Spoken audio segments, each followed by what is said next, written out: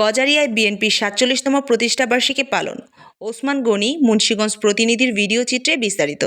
মুন্সিগঞ্জের গজারিয়া উপজেলায় বর্ণাঢ্য আয়োজনের মধ্য দিয়ে বাংলাদেশ জাতীয়তাবাদী দলের বিএনপির ৪৭তম প্রতিষ্ঠাবার্ষিকী উদযাপন করেছে বিএনপির কেন্দ্রীয় নির্বাহী কমিটির সমাজ কল্যাণ বিষয়ক সম্পাদক মোহাম্মদ কামরুজ্জামান রতনের সমর্থক উপজেলা বিএনপি ও এর অঙ্গ সংগঠনের নেতাকর্মীরা।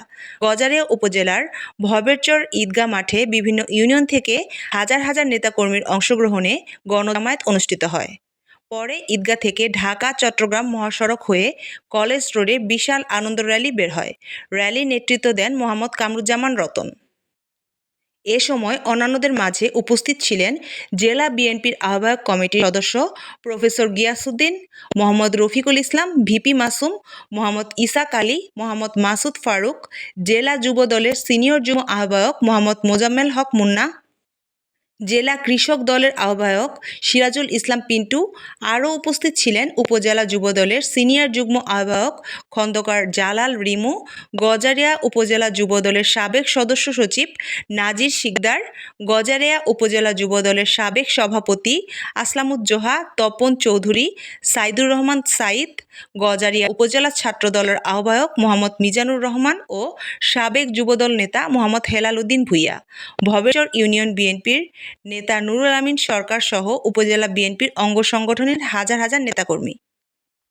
র্যালি শেষে সংক্ষিপ্ত সভায় গজারিয়াবাসীর প্রতি কৃতজ্ঞতা প্রকাশ করে কামরুজ্জামান রতন বলেন, আমি আমৃত্যু গজারিয়াবাসীর সেবায় নিজেকে নিয়োজিত রাখব।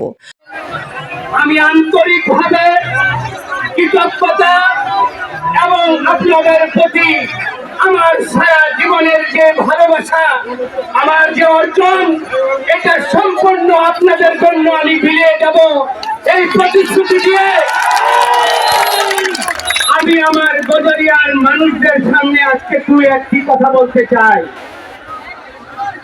আপনারা শহীদ প্রেসিডেন্ট জিয়াউর রহমানের নাম শুনেছেন, বেগম খালেদা জিয়ার নাম শুনেছেন, তারেক রহমানের নাম শুনেছেন।